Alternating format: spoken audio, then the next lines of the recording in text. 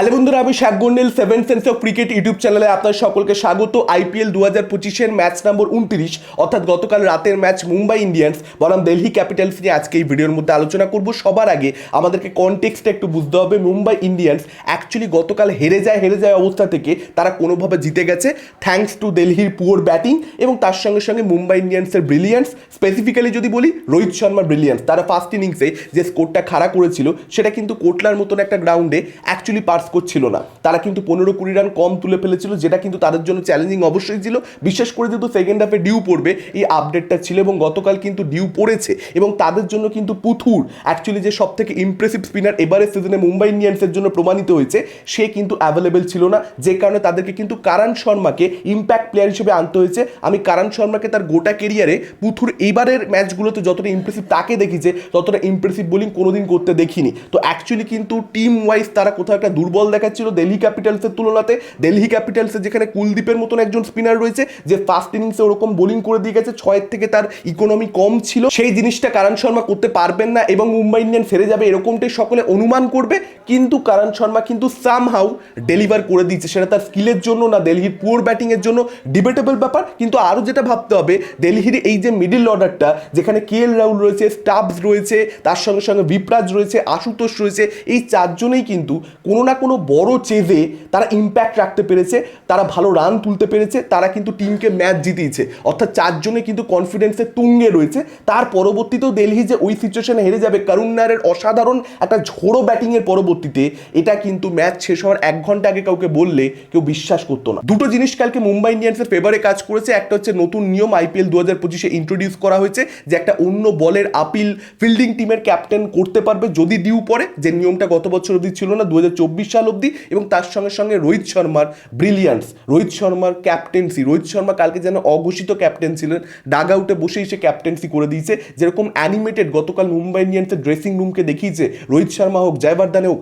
সেটা দেখে ভালোও লেগেছে যে ভাই এদের অ্যাটলিস্ট ইন্টেন্ট রয়েছে, এরা অ্যাটলিস্ট জিততে চাইছে। চ্যালেঞ্জিং সিচুয়েশন তৈরি হয়ে গেলে তখন যারা কোচ রয়েছে বা যারা সিনিয়র প্লেয়ার রয়েছে তারা কন্ট্রিবিউট করতে চাইছে। এটা যেমন একদিকে ভালো, আবার একদিকে এটা এরকমভাবে ভেবে দেখা যেতে পারে ক্যাপ্টেন হার্দিক পান্ডিয়ার উপরে সেক্ষেত্রে ট্রাস্ট করছে না কোথাও একটা মুম্বাই ইন্ডিয়ান্স। পরিষ্কার হয়ে যাচ্ছে যে সে খেলা পরিচালনা করতে ব্যর্থ হচ্ছে, যে কারণে সিনিয়র প্লেয়ারদেরকে কোচকে ডাগ আউট থেকে এত বেশি নির্দেশ পাঠাতে হচ্ছে। সেক্ষেত্রে একটা প্রশ্ন থাকবে যে রোহিত শর্মাকে কেন সাবস্টিটিউট করা হয়, ইম্প্যাক্ট প্লেয়ার তার বদলে কেন আনা হয়? মুম্বাই ইন্ডিয়ান্স যখন ফিল্ডিং করছে রোহিত শর্মাকে গ্রাউন্ডে রাখো, ইম্প্যাক্ট প্লেয়ার অন্য কারোর বদলে আনো, অন্য কাউকে বসিয়ে দাও, রোহিত শর্মাকে বসিও না। রোহিত শর্মা 5 বার আইপিএল জেতা ক্যাপ্টেন ভাই, তাকে তার এক্সপিরিয়েন্সটা হার্দিক পান্ডিয়ার সঙ্গে শেয়ার করতে দাও। সেক্ষেত্রে হার্দিক পান্ডিয়ার যে ক্যাপ্টেন্সি সেটা আরো বেটার হবে, মুম্বাই ইন্ডিয়ান্সের জন্য সেটা ভালো রেজাল্ট দেবে। অন্য বলের এই যে রুলটা এবছর ইন্ট্রোডিউস করা হচ্ছে সেটা কতটা ভবিষ্যতে সঠিক সিদ্ধান্ত প্রমাণিত হয় দেখবার মতন ব্যাপার হবে। আপাতত আমার মনে হচ্ছে এটা একটা ঠিক সিদ্ধান্ত হয়েছে, তার কারণ ডিউ পড়লে যেভাবে ফিল্ডিং সাইড তারা ম্যাচের বাইরেই চলে যায়, মানে তাদের জন্য কামব্যাক করা ইম্পসিবল হয়ে দাঁড়ায়। বোলাররা বল কন্ট্রোলই করতে পারে না, ভুলভাল লাইন লেংথ তারা শুরু করে দেয়, বিশেষ করে ফিঙ্গার স্পিনারদের জন্য ভীষণ ডিফিকাল্ট হয়ে যায়। তো সেটা কোথাও একটা নেগোশিয়েট করে দেওয়া যাচ্ছে এই রুল দিয়ে, এটা ভালো। কিন্তু আপনাদেরকে মনে রাখতে হবে যে গত বছর যখন রয়্যাল চ্যালেঞ্জার্স ব্যাঙ্গালোর এবং তার সঙ্গে সঙ্গে চেন্নাই সুপার কিংস তাদের একটা কাইন্ড অফ নকআউট ম্যাচ হয়ে গেছিল, যে জিতবে সেই যাবে। বিশেষ করে আরসিবিকে জিততেই হতো, চেন্নাই সুপার কিংসকে কিছু একটা মার্জিন ছিল, তত রানে হারলে তবে যেতে পারতো, নাহলে যেত না। সেরকম একটা সিচুয়েশনে ইয়াসদার লাস্ট ওভার বল করতে এসছে, ধোনি মাঠের বাইরে পাঠিয়ে দিয়েছে 6 মেরে চিহ্নস্বামীতে এবং বল হারিয়ে গেছে, যে কারণে দীনেশ কার্তিক পরে এসে বললো যে ওই যে বলটা হারালো ধোনির 6, অত বড় 6 100 মিটার প্লাস, সেখানে নতুন বল যে দেওয়া হলো সেটা অ্যাকচুয়ালি আমাদেরকে ম্যাচে ফেরত আনলো, নাহলে কে বলতে পারতো কি হতো না হতো। এবং প্রায় সেম একটা জিনিস আমরা গতকালের ম্যাচে দেখতে পেয়েছি, দিল্লি ক্যাপিটালসের করুণ নায়ার অসাধারণ ব্যাটিং করছিলেন, তার উইকেটটা পড়লো 135-এ এবং সেখান থেকে 193-এ গোটা টিমটা বান্ডিল হয়ে গেল। করুণ নায়ার উইকেটটা ধরলে লাস্ট 58 রানে 8 উইকেট পড়েছে এবং করুণ নায়ার আউট হওয়ার কিছুক্ষণ পরে কিন্তু নতুন বলটা ইন্ট্রোডিউস করানো হয়, মানে অন্য একটা বল ইন্ট্রোডিউস করানো হয় এবং সেখানেই কিন্তু যাবতীয় গন্ডগোল দিল্লি ক্যাপিটালসের জন্য শুরু হয়। এবার যদি এই নতুন বলের রুলের জন্য এরকম হয় যে ডিউ ফ্যাক্টরটাকে নেগোশিয়েট করতে গিয়ে আবার ফিল্ডিং সাইডকে বেনিফিট দিয়ে দেওয়া হচ্ছে, এতদিন যেটা ব্যাটিং সাইডের জন্য ছিল এবার সেটা ফিল্ডিং সাইডের জন্য হয়ে যাচ্ছে, সেক্ষেত্রে হয়তো একটা সময় পরে আমরা বলবো এই নিয়মটা ক্রিকেটের জন্য খুব একটা ভালো না। দেখা যাক সেটা সময়ই আমাদেরকে উত্তর দেবে। এবং হার্দিক পান্ডিয়া কালকে কিন্তু ক্যাপ্টেন হিসেবে একটা খুব ভালো সিদ্ধান্ত নিচ্ছে, যদিও সেটা ব্যাকফায়ার করেছে। জসপ্রীত বুমরাকে পাওয়ার প্লের মধ্যে 2 ওভার করিয়ে দেওয়া, এই আইডিয়াটা কিন্তু আর ভালো লেগেছে, এই অ্যাটাকিং মাইন্ডসেটটা কিন্তু আর ভালো লেগেছে যে আমার পার স্কোরের থেকে রান কম হয়েছে বোর্ডে, আমি সেক্ষেত্রে আমার যে মেন বোলার তাকে শুরুর দিকে আনবো, আর্লি উইকেটস তোলবার চেষ্টা করবো। এবার ব্যাকফায়ার করে গেছে কেন? কারণ করুণ নায়ারের ব্রিলিয়ান্স। করুণ নায়ার প্রচণ্ড ভালো ক্রিকেট ডোমেস্টিক সার্কিটে লাস্ট কয়েক মাস ধরে খেলছে, ফর্মে রয়েছে ব্যাটসম্যানটা। ফাফ দু প্লেসিস ইনজিওর্ড হয়েছে, যে কারণে আনা হয়েছে করুণ নায়ারকে, এবং করুণ নায়ার যেরকম ব্যাটিং কালকে করে দিল, জাসপ্রীত বুমরাকে পাওয়ার প্লের মধ্যে 26 রান মেরেছে, এই প্রথমবার এরকম ঘটনা ঘটলো। এর আগে আইপিএলের ইতিহাসে জাসপ্রীত বুমরাকে এত রান পাওয়ার প্লের মধ্যে কোনো ব্যাটসম্যান মারেনি। যেরকম বেধড়ক মারছে জাসপ্রীত বুমরাকে মারলো, আমরা বুমরার এরকম ট্রিটমেন্ট বুমরার সঙ্গে হতে খুব বেশি কিন্তু দেখতে পাইনি ইতিহাসে। তো সেই জিনিসটা গতকাল দেখে সিরিয়াসলি বলছি ব্যাপক লেগেছে। একজন ইন্ডিয়ানই মেরেছে আফটারঅল, যে কারণে আরও বেশি খুশি হয়েছে। একজন বিদেশি মারলে মেবি খুশি তো হতামই না। এবং ইন্টারন্যাশনাল ক্রিকেটে এই জিনিস যদি বুমরার সঙ্গে হয়, তখন ব্যাটসম্যানকে শুধু বুমরা নয়, আমরাও দেখে রাখবো যে ভাই পরের বার তোর হিসেব হবে। আর জাসপ্রীত বুমরা রেগে গেছিল, আমার মনে হয় কোনো রেগে যাওয়ার কারণ ছিল না সত্যি বলতে। ওটা আনইনটেনশনাল ছিল করুণ নায়ারের দিক থেকে।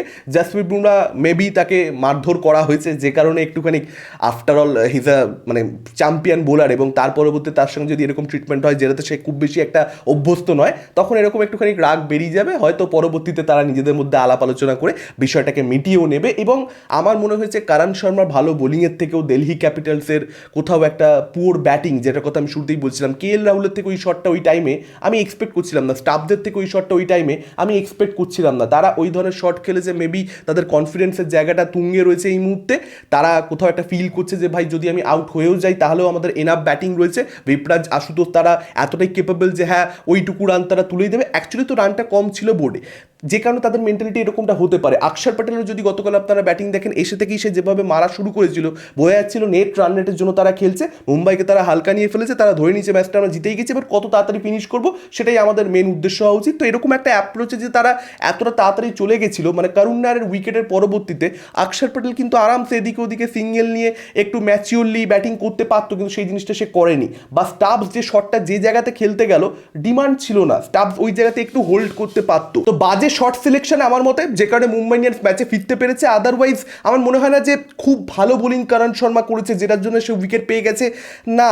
খুব একটা ইম্প্যাক্টফুল বোলিং কিন্তু হ্যাঁ ডেফিনেটলি লাইন লেংথটা সঠিক ধরে রেখেছিল করণ শর্মা, সেটার জন্য তাকে অবশ্যই ক্রেডিট দিতে হবে। অন্যদিকে কুলদীপ আর বিপ্রাজ কিন্তু অ্যাকচুয়ালি ভালো বল করেছে। বিপ্রাজ কিছুটা রান খেয়েছে, কিন্তু আমার মনে হয় সে কিন্তু অনেক বেশি ইম্প্যাক্টফুল বোলিং করেছে। তার কিন্তু বোলিংয়ে একটা ধার ছিল, যেটা মেবি করণ শর্মার বোলিংয়ে ছিল না। কিন্তু দিল্লি ক্যাপিটালসের ব্যাটসম্যানরা সেটুকুই ট্যাকেল করতে পারেনি, এবং বুদ্ধিমত্তার অভাব। কারণ আশুতোষ শর্মা সে কালকে যেভাবে রান আউট হলো, দরকার ছিল না ওই জায়গাতে দুরান নেওয়ার। তুমি অলরেডি বাউন্ডারিজ কিছু বের করে নিচ্ছ জাসপ্রীত বুমরার ওভারে, ম্যাচটা তোমার হাতে কমপ্লিটলি চলে এসেছে।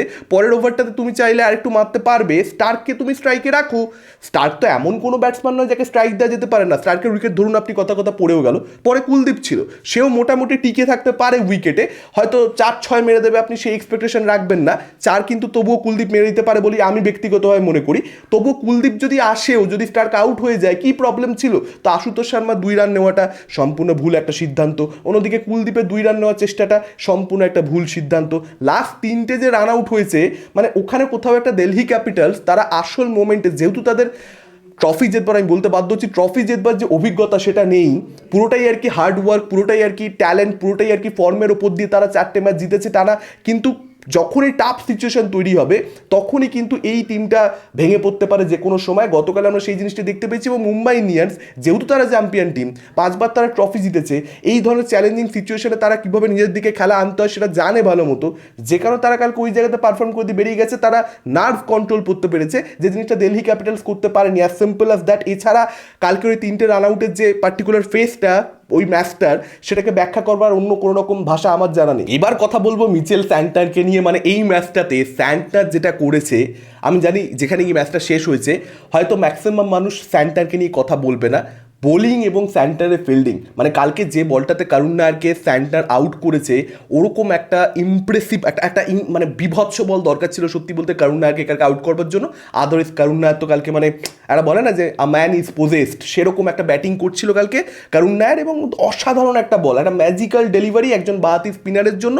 এবং তার সঙ্গে সঙ্গে যে বলটাতে সে বিপ্রাজকে আউট করলো, বুদ্ধিমত্তার প্রয়োগ। স্যান্টনার একজন চালাক বোলার, সঙ্গে সঙ্গে সে স্পিড কমিয়ে দিল কয়েকটা বাউন্ডারিজ যাওয়ার পরবর্তীতে ওই ওভারে, এবং সে বাইরে রাখলো বলটাকে, বিপরাজ স্টাম্প হয়ে গেল, ওখান থেকে কিন্তু খেলাটা ঘোরা আবার শুরু করলো, আবার মুম্বাই ইন্ডিয়ান্সের দিকে আসা শুরু করলো, নাহলে ওই কয়েকটা বাউন্ডারিতে কিন্তু ম্যাচটা আবার দিল্লির দিকে শিফট করে গেছিলো। এবং শুধুমাত্র সেটাই নয়, লাস্টে যে ডিরেক্ট থ্রোটা অ্যাকচুয়ালি উইকেটে করলো স্যান্টার, ওই মোমেন্টে আমি যেটা বললাম যে বড় প্লেয়ার নার্ভ ধরতে জানে ক্রিটিক্যাল সিচুয়েশনে, চ্যালেঞ্জিং সিচুয়েশনে, সেখানে যেভাবে ডেলিভার করলো স্যান্টার, দেখবার মতন পুরো চুমু। অভিষেক পোরেল স্লো স্ট্রাইক রেটে ব্যাট করেছে এরকমটা অনেকে দেখছিলাম, আমি বলা বলি করছি, কিন্তু আমি সেই সমালোচনার সঙ্গে একেবারেই একমত নই। তার কারণ উল্টো দিকে যখন করুণ নায়ারের মতন একজন অসাধারণ ব্যাটসম্যান অসাধারণ একটা ইনিংস খেলছে, তখন বুদ্ধিমানের কাজ হবে একটুখানি তুমি স্ট্রাইক রোটেট করো, একটু তুমি নিজে স্লো হয়ে যাও, কারণ তুমিও যদি ওই একই পেসে ব্যাট করা শুরু করে দাও, সব ক্ষেত্রে কিন্তু ম্যাচের ডিমান্ড সেরা থাকে না যে অভিষেক শর্মার হেড দুজনে মিলে একসঙ্গে দুই দিক থেকে খেলাচ্ছে, সেটা ডিমান্ড থাকে না। কিছু জায়গাতে কিন্তু ম্যাচুরিটি দেখাতে হয়,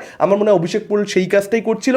হ্যাঁ, যে জায়গাতে আফটার অল সে আউট হয়ে গেল, সেখানে আপনি বলতে পারেন যে হ্যাঁ, তার যখন আপনি স্কোরবোর্ডটা দেখছেন ভালো দেখাচ্ছে না, এটা আপনি বলতে পারেন, কিন্তু ম্যাচের ডিমান্ড অনুযায়ী সে খেলেছে বলে আমার মনে হয়েছে, তো আমি সমালোচনা করতে প্রস্তুত নই। অন্যদিকে ম্যাকগুর্ক আমার মতে এবার সে বাদ যেতে চলেছে, তাকে অনেক ম্যাচ সুযোগ দিয়েছে দিল্লি ক্যাপিটালস, কিন্তু সে কিন্তু মানে মনে হচ্ছে না যে সে কোনোভাবে রানে ফিরতে পারে। ফাফ দু প্লেসিস যখনই একবার ফিরবে, সম্ভবত আমরা ম্যাকগুর্ককে বাদ পড়তে দেখতে পেতে পারি। ফাফ দু প্লেসের সঙ্গে হয়তো অভিষেক পোরেল পরবর্তী ম্যাচে ওপেন করতে আমরা দেখতে পেতে পারি। এবং তার সঙ্গে সঙ্গে একটাই কথা দিল্লি ক্যাপিটালসকে নিয়ে, দেখুন একটা হারে কিছু বদলে যায় না, প্রচণ্ড ভালো ক্রিকেট এই টিমটা খেলছে, তারা ম্যাক্সিমাম সময় গতকাল ম্যাচে এগিয়ে ছিল, লাস্ট 30-40 মিনিট বাদ দিয়ে দিলে।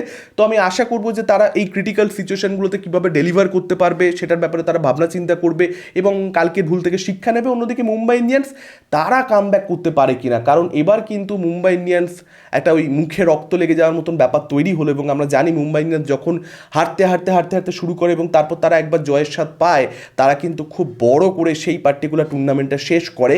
তো এর পরবর্তীতে যদি মুম্বাই ইন্ডিয়ান্স মানে নেক্সট দুটো ম্যাচ এই টিমটার জন্য খুব গুরুত্বপূর্ণ হতে চলেছে, যদি পরপর আরও দুটো ম্যাচ তারা জেতে, তাহলে কিন্তু এই মুম্বাইকে নিয়ে ভাবনা চিন্তা করতে হয় বাকি সব কটা টিমকে এখানে, কারণ তারা ডেঞ্জারাস হয়ে উঠবে। আপনাদের কি মতামত গতকালের ম্যাচ সম্পর্কে, এই দুটো সাইড সম্পর্কে, আপনারা ডেফিনেটলি সেটা আমাদের কমেন্ট করে জানাতে পারেন। এই ভিডিওটা ভালো লাগলে লাইক করতে পারেন, শেয়ার করতে পারেন, আমাদের চ্যানেল নতুন হলে চ্যানেলটাকে অবশ্যই সাবস্ক্রাইব করতে পারেন, আর একটু বন্ধুদের সঙ্গে শেয়ার করে দিন, কারণ আমরা ক্রিকেট নিয়ে এরকম আলোচনা করবার চেষ্টা করছি যেটা বাংলাতে আপনারা খুব বেশি হতে দেখতে পারবেন না। তো আপনাদের সাপোর্ট একটুখানি আমাদের দরকার।